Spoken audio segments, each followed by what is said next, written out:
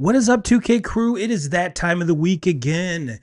Man, do I have a loaded show ready, locked and loaded for you guys and gals. We've got the Ole Miss Miami game up on the big screen. Just the start of the best college football and pro football weekend, and it's only Thursday. We got games tonight. We got a college football game tomorrow. We've got NFL on Saturday, NFL on Sunday. What a loaded slate, and I can't wait to talk about it. We got coaches on the move. We've got a lot of stuff to get into. So let's get into it, 2K crew, and let's, yeah. It's the Turbo and 2K show. Yes, we've got a loaded show. Like I was saying, I just want to say welcome to everyone that's watching live, whether you're over on Twitter, over on Facebook, over on YouTube, and we've got the the TikTok rolling. I think. So hopefully the folks over there in TikTok world are able to hear and see me. But yeah, we've got a lot of stuff to talk about. Like I was saying, we've got Ole Miss, we've got Miami, two kind of very improbable teams to get to this point. But man, what a story! What a great story! And thank you for each and every one of you for coming back to our regularly scheduled time. The holidays, the last couple of weeks, kind of threw off the schedule, but we're back. We're back, and pretty much status quo. Everything as usual. So before we get into a lot of stuff, let's talk about some news. Let's talk about some news, and kind of the most fun news here is we've reached over 500 subs over on YouTube. So for those of you that are watching over on YouTube, please feel free to give us a sub, hit that bell to get notified when we go live. If you're watching over on TikTok, Facebook, or Twitter, go ahead and give us a follow over there as well. And if you're one of the OGs that consume us in the audio version, thank you for having us in your ears on the treadmill or on the drive to work. So yeah, 500 subs. What a cool thing. And thank you each and every one of you for at least liking us enough to hit that subscribe button. So probably the biggest news, aside from, yes, we've got playoff NFL football, we've got the college football playoff, is kind of some shocking head coaching firings in the NFL. Excuse me, the first one to come down the pike was John Harbaugh. And this is from FanDuel. John Harbaugh, during his 18 years in Baltimore, 180 and 113 record, 12 playoff appearances, 4 AFC championship games, Super Bowl title, forever a Baltimore legend. And, this comes after the missed field goal in Pittsburgh to but send Pittsburgh to the playoffs instead of the Ravens. And let's take another look at it. Let's take a look at this one here. This was the missed field goal. This is from Trey Wingo. I have no idea who did this as it was sent to me, but bravo. And I'm not sure if it was an announcer's jinx, but we saw two kickers in this game miss kicks that they don't normally miss. Boswell misses the extra point to leave it at a 3-point game, which opens the door to the rookie kicker for the Ravens to miss it again. Now, for those of you that are Pittsburgh fans, you might be saying this was divine intervention because a priest blessed that end zone with holy water. I'm not sure that had anything to do with it, but nonetheless, something to mention. But Tony Dungy tweeted this. Says, I can't believe what things have come to in the NFL. John Harbaugh has coached the Baltimore Ravens for 18 years. He took them to the playoffs 12 times. He won a Super Bowl for them. The last 4 years, they were 10-7, 13-4, 12-5, 8-9. They made the playoffs 3 straight years, and I obviously didn't hit the show more. But he brings up a good point. And for those of you that are saying, well, if the roles would have been reversed and the Baltimore kicker does make it, and it goes into overtime and Baltimore ends up winning that game, does Mike Tomlin get fired from the Steelers? We'll never know. I mean, that's the tall and skinny of it. I mean, we'll never know. But what's to say that scenario does happen and the Ravens move on and they get blown out in the first round of the playoffs. I honestly think this would be the same outcome. The only difference is Mike Tomlin would be gone and John Harbaugh would be gone. So I'm not buying the whole thing that and vice versa. We could see if the Steelers get blown out in their game, which we'll talk about here a little later. What's his future look like? Because both of these guys won Super Bowls early on in their career and have been kind of I'm not going to say mediocre, more mediocre for Tomlin than Harbaugh, but we've seen a lot of, I'm not going to say discontent with, between Harbaugh and Lamar Jackson. Maybe that had something to do with it. I don't know. But I think ultimately the brass over in Baltimore were like, you know what? It's been a good run, but I think it's time for a change. And you can argue with Tony Dungy all you want. He's been there. He's done that. He's been a player. He's been a coach. He's won Super Bowls. His opinion absolutely matters.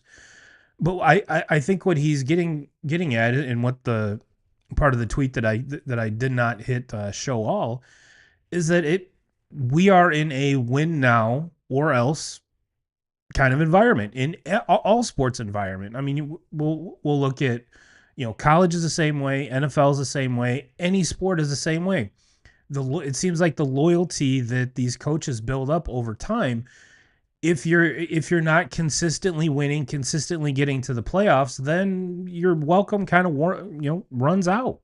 Is that fair? I'm not sure.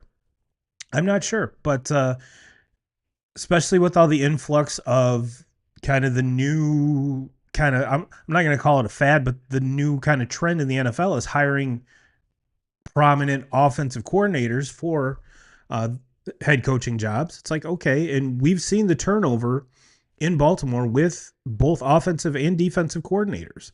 It hasn't been the same. And if you are an offensive coordinator, you're pretty much tied and married to Lamar Jackson at this point. And you have to really think about, is this someone I can win with now and for the future? And whether this season was just kind of a preamble for what we're going to continue to see from Lamar, is his lack of running or not as being as prolific of a runner as he has in the past. And I read an article the other day that kind of pointed out that year 5 with these mobile quarterbacks is kind of the time that the running, their prominent running career is kind of behind them. And it's not to say that that's obsolete or is not going to be a part of their game. I'm not saying that. I'm just saying the prominent, Lamar leading, he set pretty much every rushing record that a quarterback can have. So he's definitely, but what's that moving forward? And add to that little kind of, I'm not going to call it a beef, but disconnect with Lamar Jackson as a coach, it has to be frustrating, and as a front office, it's got to be frustrating knowing that he doesn't have an agent. And this was a big ordeal when he was, I guess testing the free agent market, or was saying I don't want to be franchise tagged. So, I want to sign a long-term deal. And the big kind of storyline there was, who do you negotiate with? Will you negotiate with Lamar? And when there isn't an agent to be like, hey, maybe you should do this instead of this, maybe try this, let's handle this situation this way. At least there's someone that's professionally trained. Now, I'm not dogging his mom, who I guess is his agent, but someone who's professionally trained in an area like that, that's where it comes in handy. So maybe just the snowball effect kind of took over. So, like I said, even if the roles have been reversed, the Ravens go on to win that game against Pittsburgh on Sunday. Who's not to say that if they have a bad showing in the first round of the playoffs, this scenario doesn't play out still? And that's something you kind of have to ask yourself. And if you're if you're a Steelers fan, you kind of have to be like, okay, is our performance in the first round of this in the playoffs, is that going to hinge on whether Mike Tomlin's back next year or not? I don't know. We'll have to see. But one team that is not waiting around to see is the Dolphins. This is from Tom Pelissero. This is from today. The Dolphins fired Mike McDaniel per sources, and I don't think this comes as a shock to anybody. Yes, he did meet with the Dolphins brass on Tuesday, and from all the reports that I read, it wasn't as happy-go-lucky and jolly as I think a lot of people were kind of putting on. And add to that, just they fired the GM. Any GM that you hire is going to have to be cool with McDaniel, and that whole Miami Dolphins team and everything surrounding it is an absolute mess. So one would think that a new GM would want his or her own people and kind of call the shots from there, instead of trying to pick up pieces that an old regime was not able to be successful with. And on top of that, a very highly paid backup quarterback and like a $50 million quarterback in Tua. So I could see how the sides were in disconnect. So it is rather odd. Let's put it that way. But to see McDaniel be let go, not shocking at all. Not shocking at all. Well, that's about all the news that I have here, 2K Crew. Let's jump into probably why you're here. We're going to talk college football. Excuse me. The college football playoff semifinals, win and go home, or excuse me, win or go home, win and you get a spot in the national title game. So we're going to see either Miami or Ole Miss come out of this going to the national title game. How cool is that? And oh, before we move on, there was one other thing I wanted to mention about coaches here. This is from Sam Block.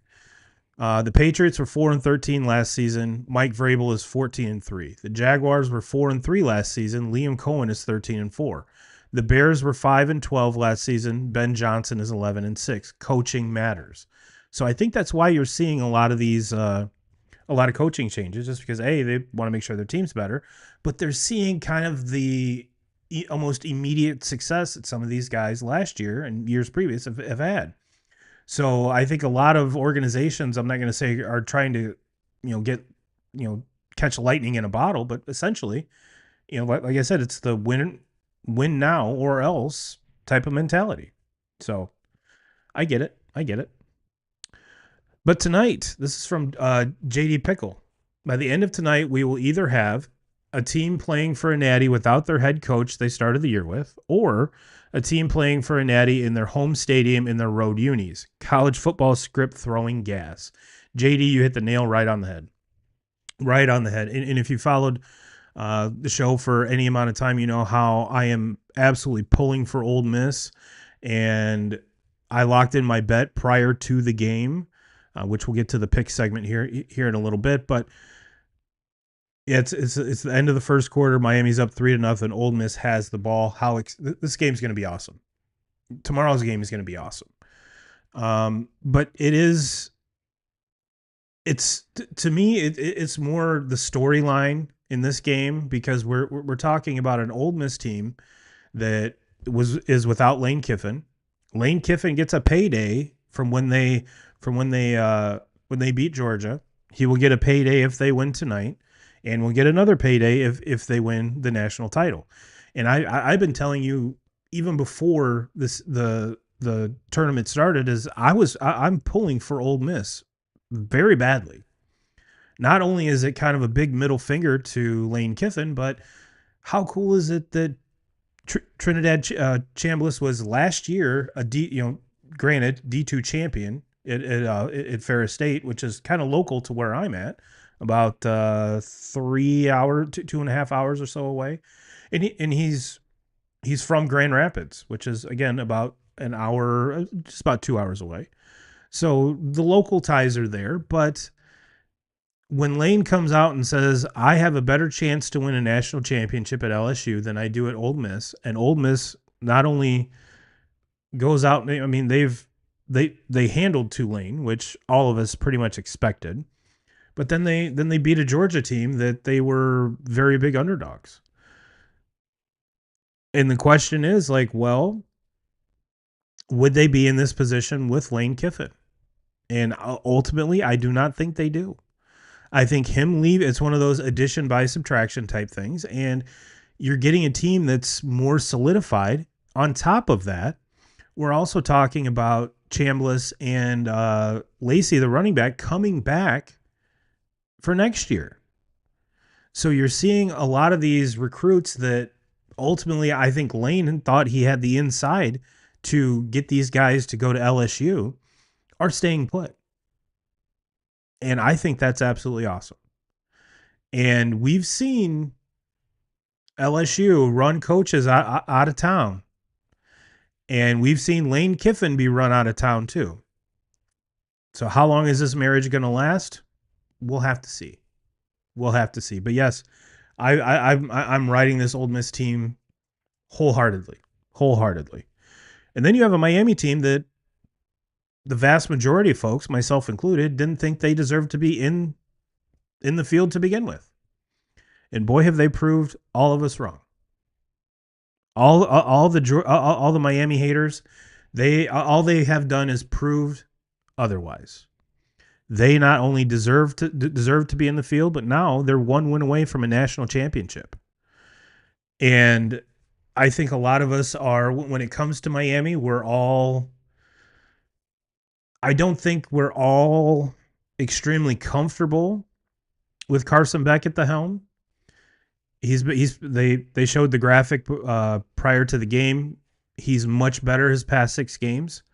But if you look at the last 2 games, yeah, I mean, granted, one of them at Texas A&M was, there was wind gusting at 30 or 40 miles an hour, so kind of hard to pass. And speaking of Lacey, just broke one for a touchdown. So having his passing numbers not be extremely prolific, I get it. But in 2 games, he's combined for like 250 yards passing. And it's been all pretty much the run game in the short passes. And we look at Ole Miss, very good on offense, but the defense is kind of what's the uncomfortable part here. So you haven't, we saw Miami's defensive line just destroy Ohio State left and right.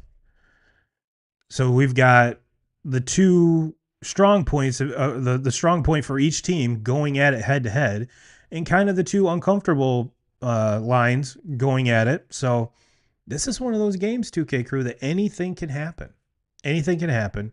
And this opened up at a 3.5 point line favoring Miami. And I honestly, this is going to be a great game.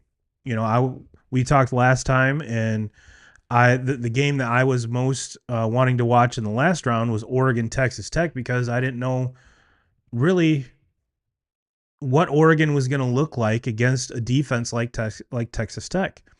And we kind of saw how all that went, and the part of that game that blew me away the most was Oregon's defense. Oregon's offense, I kind of expect to be good. Now, moving on to their game against Indiana, I think if Oregon can clean up the shotgun snaps, I think that would make a lot of Oregon fans feel a lot more comfortable.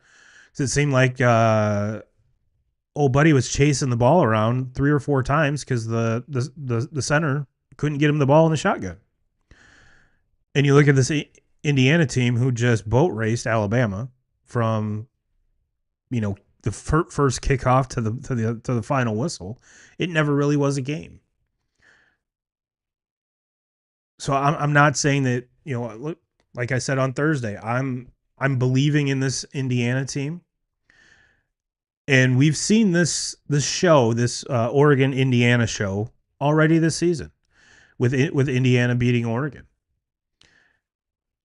But man, oh man, I think the one difference between these two is that Brandon Finney Jr., the freshman dude in the secondary from Oregon, has 2 picks.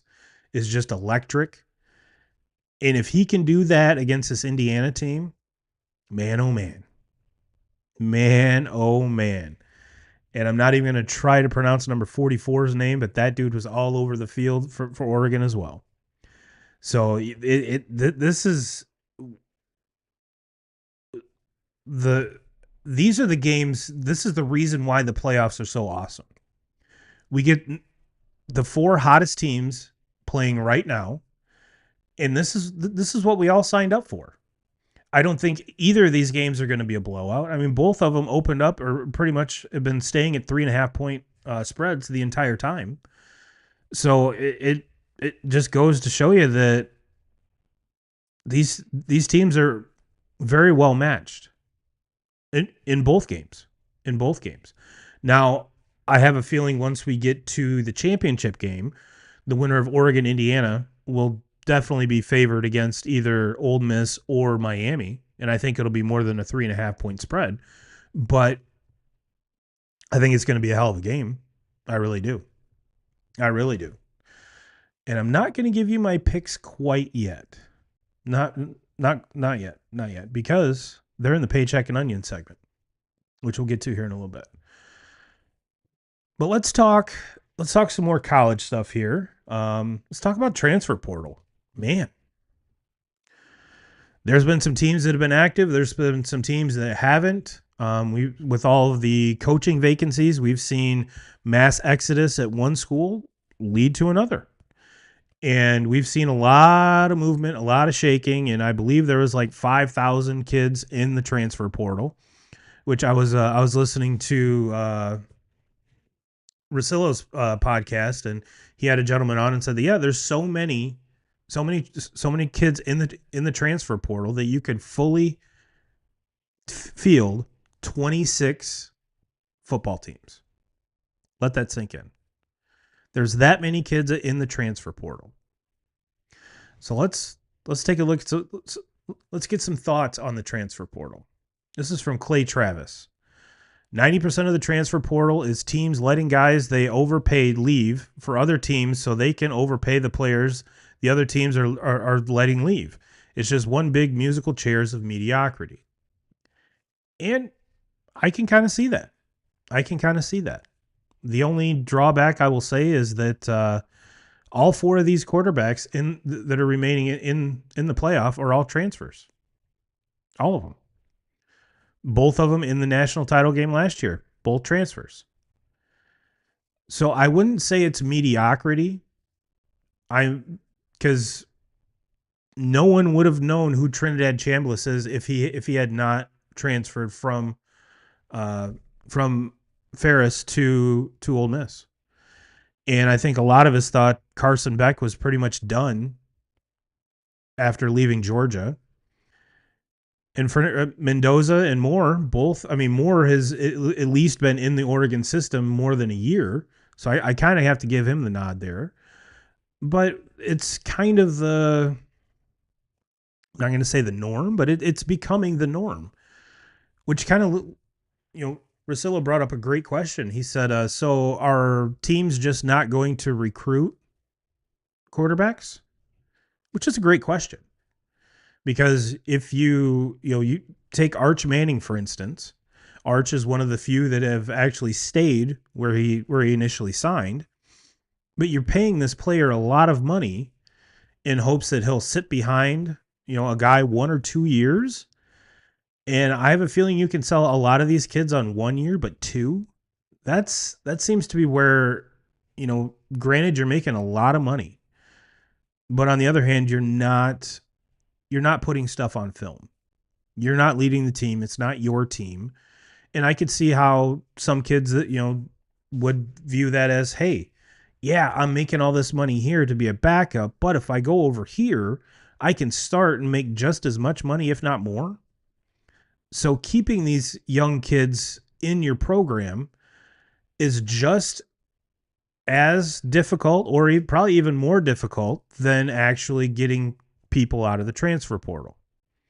And we've seen probably the dude that does it the best is Kurt Signetti. We saw him last year Granted, bringing a lot of his guys from JMU over to Indiana, they already knew the program, they already knew the culture, and it was kind of their job to not only perform on the field but to establish that culture. And some of those guys remain on the team this year, but there were some obvious gaps that they had to fill, which they did, and we're seeing them fill them again this year. Both them and Texas Tech are making phenomenal splashes in the transfer portal.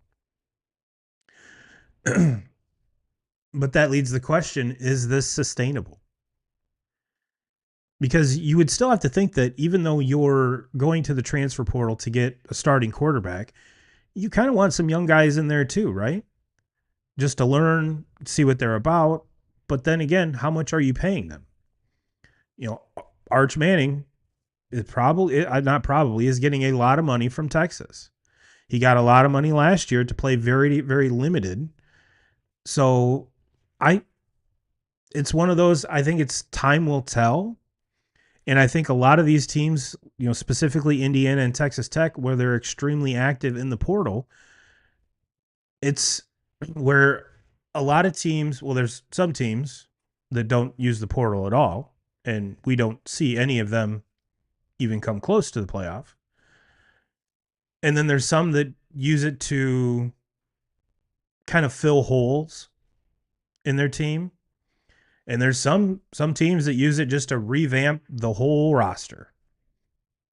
And sometimes that's not because of choice, but we've seen a mass exodus out of school A to follow the coach that just left or that was fired to go to a different school. All those kids have now signed with, in particular, Penn State.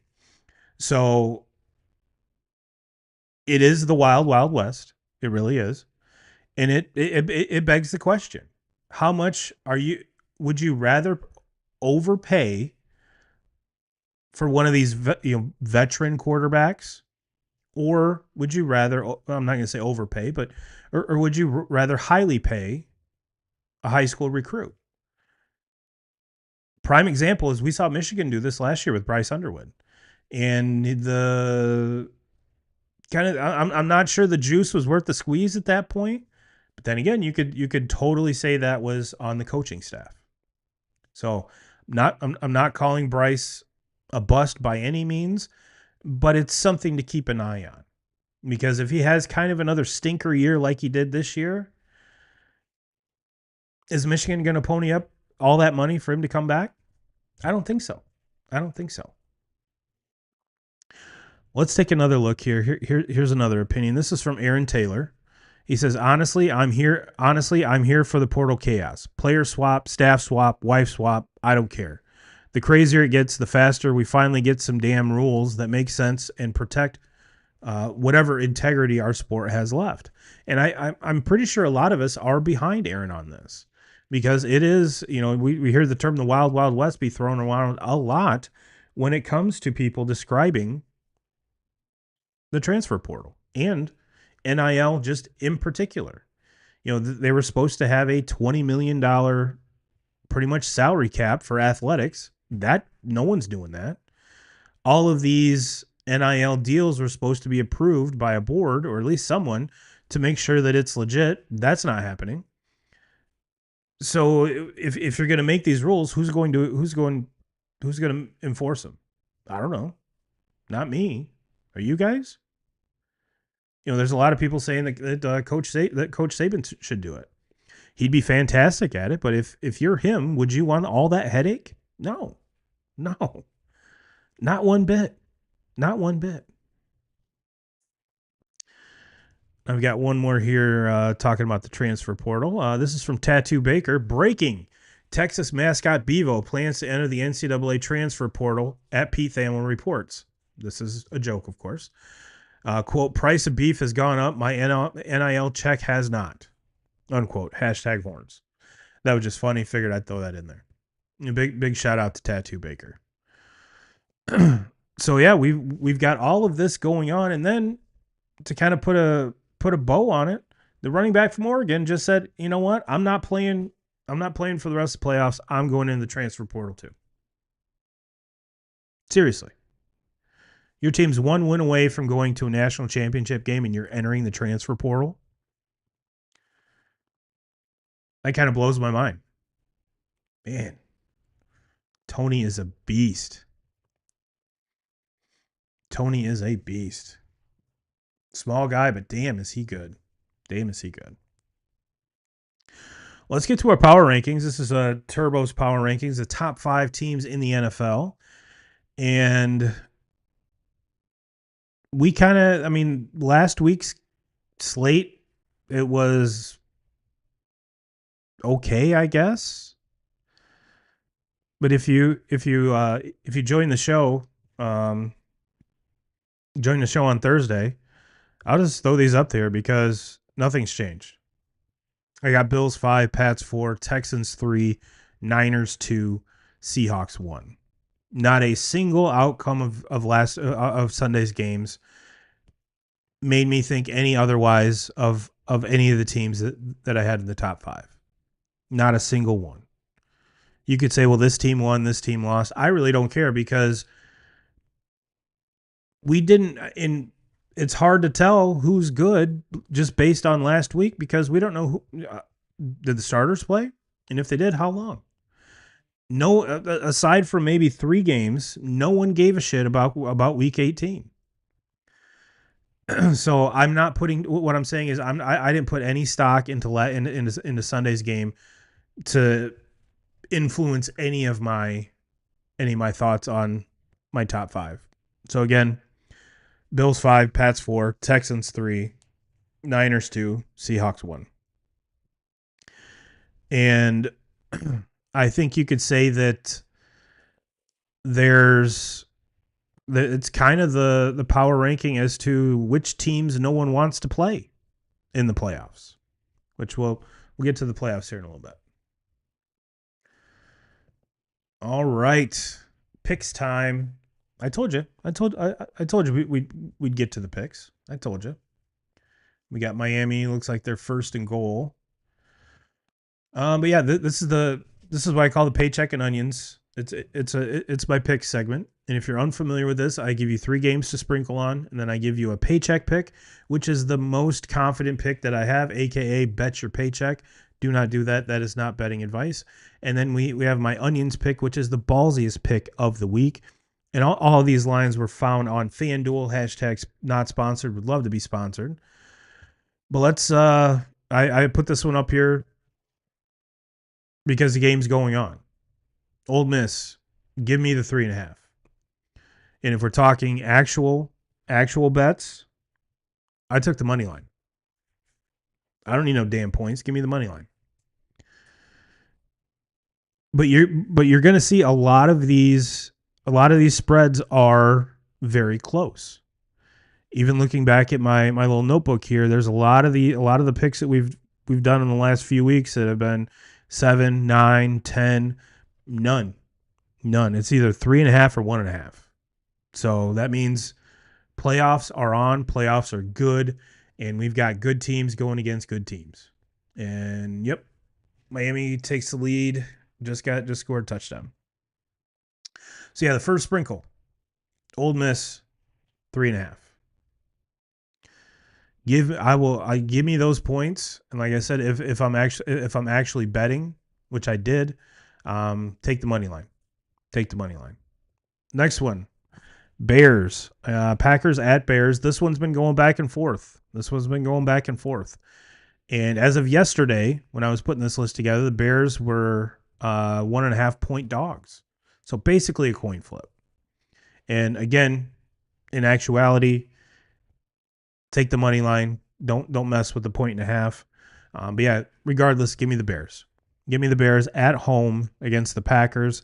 Packers defense is banged up, even though they kind of been showing a little life.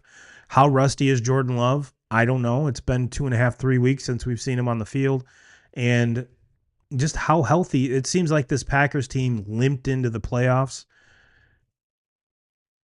And we're gonna get to see Ben Johnson go yet again against LaFleur. And right now, Ben Johnson he's out coaching Matt LaFleur up and down. So yeah, give me the Bears at home.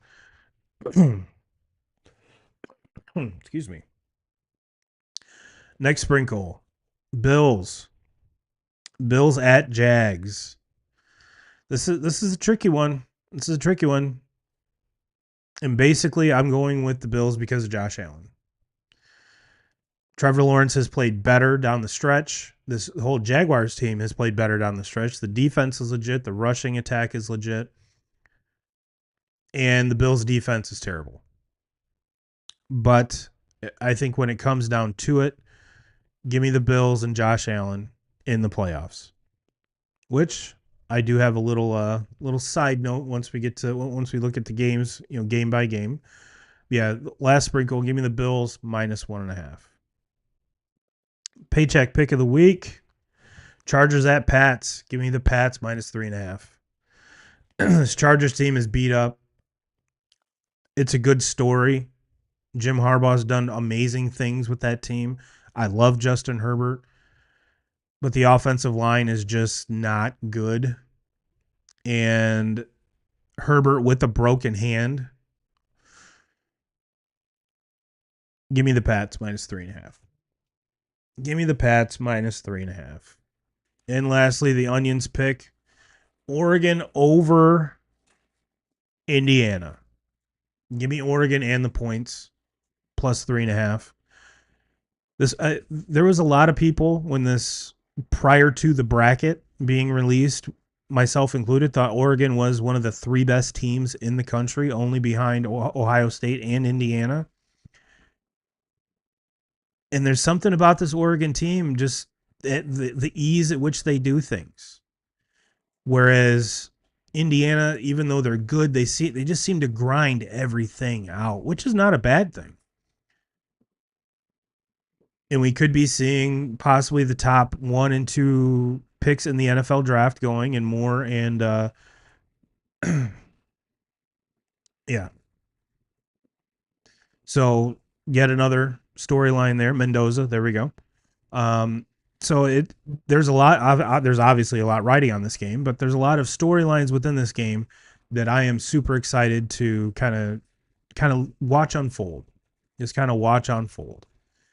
So yeah, just to recap, sprinkle Ole Miss +3.5. Like I said, if you I took the money line. Bears +1.5. Take the money line. Bills -1.5. Paycheck Pats -3.5, and the Onions pick Oregon +3.5. And look at that. Even after another 2 and 3 week last week, we're 41 and 34. We're still 7 units up. Still 7 units up. So anytime your gambling record is above water, you're doing good. You're doing good. And 7 units up is really, really good. So love every bit of that. And hopefully we can go 5 for 5 this week. Let's talk some NFL. Like I said, we've got NFL playoffs.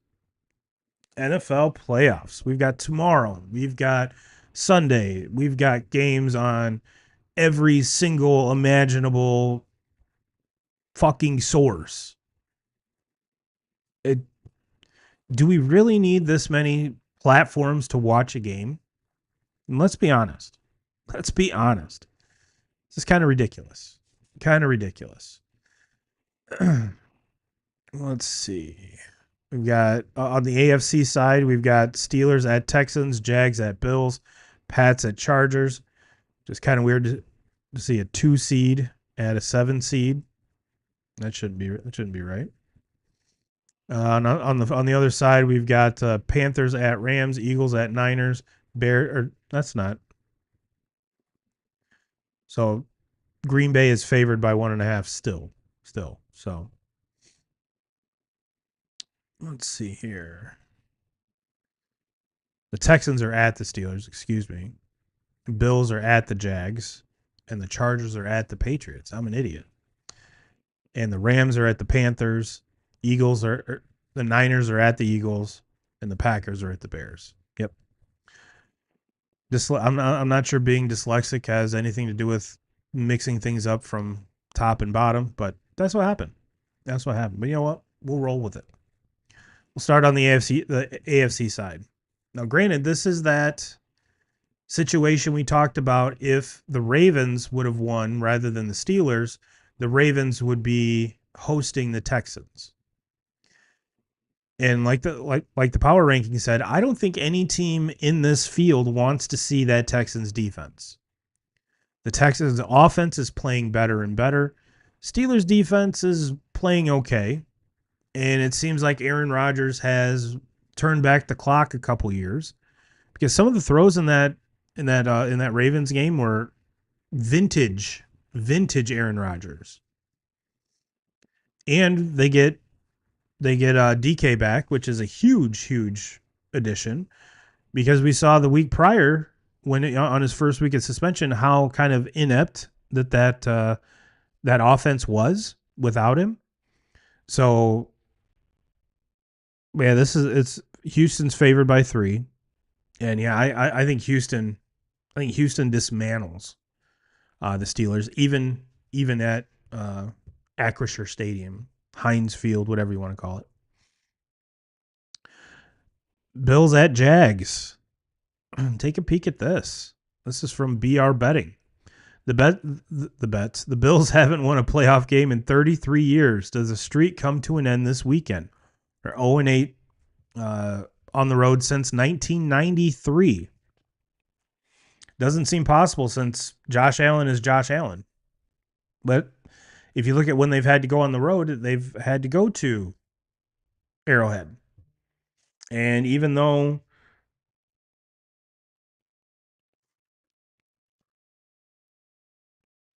even though uh, even though the Bills have been able to beat Mahomes in the regular season, the postseason, Mahomes has kind of owned them. So it backs up. But yeah, I think the Bills get it done. Bills get it done. Chargers at Patriots, we already talked about. I have a feeling this is going to be, it's not the coming out party for Drake May, because he's been doing it all season. But now it's the postseason. So what is it going to look like when it matters most? And I think it's going to be a direct reflection of Mike Vrabel. Vrabel's been there, done that. He's taken a worse team and a worse quarterback pretty darn far in these playoffs before. And I think what really sucks with this Patriots team is they're only going to get better. That's the crummy part. If you're not a Patriots fan, they're only going to get better. And speaking of that, this is from Carlos A. Lopez.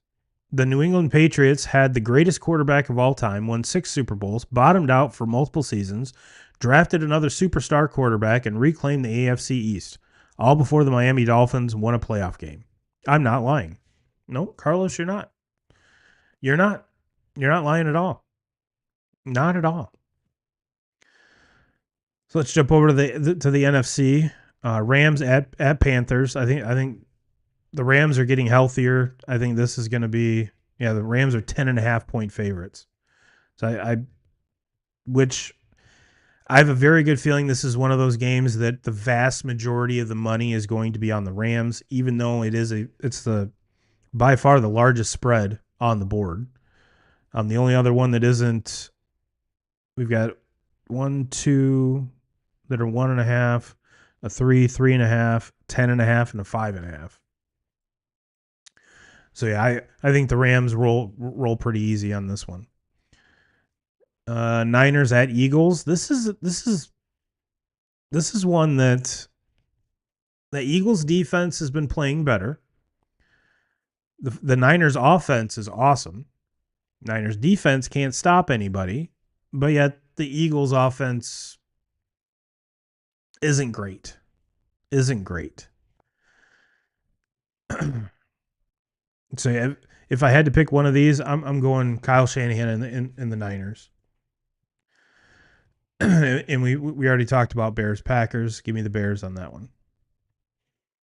Yeah, we've got Fox, Prime, ESPN, CBS, Peacock.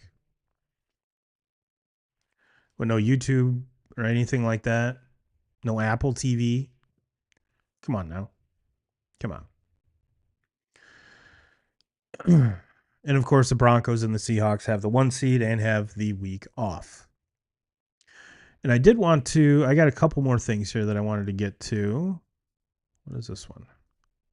Oh, this is from Timo Risky. Fewest wins this season: the Raiders 3, the Jets 3, the Cardinals 3, the Titans 3, and Sauce Gardner's teams 2. If you remember, he was traded from the Jets to the Colts, and after him arriving in Indy, they only won one game. Prior to leaving the Jets, they had only won one game as well. So Sauce only has two wins under his belt this year.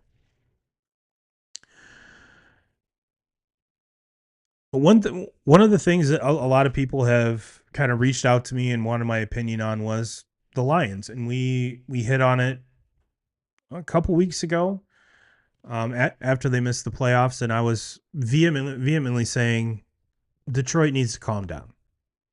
Detroit needs to calm down. The Lions have since fired their offensive coordinator, and there, even prior to that, there was a lot of folks grumbling about how, the way the Lions, it's 10-10. The Lions have, with their salary cap, they're going to have Goff renegotiate. They're going to have this guy renegotiate. We're going to have this. Jared Goff sucks. He's the worst quarterback in the NFL. And this is from Brad Positional Villain Holmes. Just a reminder. The most accurate quarterback by completion percentage versus their offensive line rankings. Jared Goff completion percentage of 68.6, O-line ranked 16. Dak Prescott, 68.5, offensive line ranked 5. Matthew Stafford, 66.3, O-line ranked 1. Moral of the story, Jared Goff ain't the problem, and we're not that far away. Brad Holmes, you are on the clock. Which leads me to a lot of this. Lions memes hit the nail on the head because this is a very, very talked about thing on Twitter. Lions meme says, hire McDaniel as OC and then bring in David Blau to learn under him and have him take over in a couple years once McDonald gets hired away to be a head coach again. This is it right here. I'd be happy with this outcome. In memes, you're not the only one that's saying that. This could be a very, very real thing in Detroit. And let's sit back and think about this. Now, McDaniel didn't have extreme success in Miami, and I think a lot of it had to do with, I don't think he was quite ready to take the helm of just a head coach position. But if you look at the offense that even last year before, that Dolphins team that hung 77 on somebody, and if you look at the weapons the Lions have as compared to what that Dolphins team had, they had Achane, Tyreek Hill, Tua. I mean, the Lions have far better. They're a far better offense. Better offensive line. Jahmyr Gibbs. Hopefully David Montgomery back. Williams. St. Brown. Laporta. List goes on and on and on. And you've got Jared Goff. And I'm very happy that the Lions are sticking with their defensive coordinator. Because even though he didn't have the greatest first season, I think he fits the culture, and I think he's going to do very, very well there. If they can keep all their players healthy, which has become an absolute what if, or not even a what if, just a big black eye on the last two seasons. And I think, yes, the offensive coordinator this year, that experiment did not work, which is why you see him go out the door. But when holy moly, that guy's wide open. And Miami retakes the lead just like that. 16-10 with the extra point oncoming. But this is a legit thing. A legit opportunity for the Lions to If they get Mike McDaniel as the offensive coordinator, in my opinion, they are the team to beat in the NFC. Definitely in the North. But this could propel them into, even though the Lions offense was fantastic last year, kind of sputtered at the end of the season. But this would be a match made in heaven. This would be a match made in heaven. And just think, Mike McDaniel, you're inside for at least 8 of your games. You can rock the high pants all you want. All you want.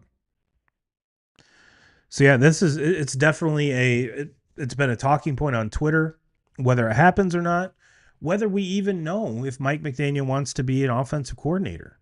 I have a very good feeling that the whole uh, head coaching thing might not be in the cards this year. I think it's one of those he's going to have to take a step back, regroup for a couple years, and then move on. And David Blau, rewind, used to be quarterback for the Lions. So he knows the system already. He knows what Dan Campbell wants. So, but having a guy that's green like that, it'd be like giving a 16-year-old kid the keys to a brand new McLaren. You think that's going to get wrecked? Probably, probably. So that's why you bring him in as kind of an assistant under McDaniel, and I think it's the perfect hire, the perfect hire. And I think I might have. Yep. Speaking of which, another. I mean, this makes sense too. This is from FanDuel. If John Harbaugh goes to the Steelers, he'll have the number one overall pick, most likely Mendoza, Ashton Genty and Brock Bowers, the third most cap space in the NFL. Tom Brady is part owner. Vegas could get good quick. And I mean a defense that's not crap. And I kind of hate to say it, but I have a feeling that with Harbaugh, because rewind, he won his Super Bowl with Joey Flacco as his quarterback. Vastly different athlete than what Lamar Jackson is. And I'm really curious to see whichever head coach takes over the Ravens if they're able to excel in the playoffs with Lamar Jackson, which has been the huge black eye and bugaboo or monkey on the back, if you will, of Harbaugh this whole time he's had him. So I think there's going to be a lot of questions answered.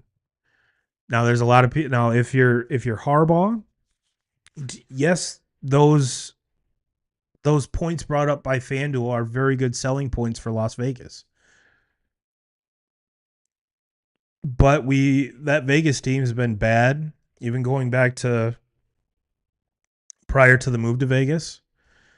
So you're entering into a situation that is very bad, which if a coach gets fired, 9 times out of 10, the situation's bad to begin with. But are you really wanting that big of a reclamation project? I don't know. I don't know.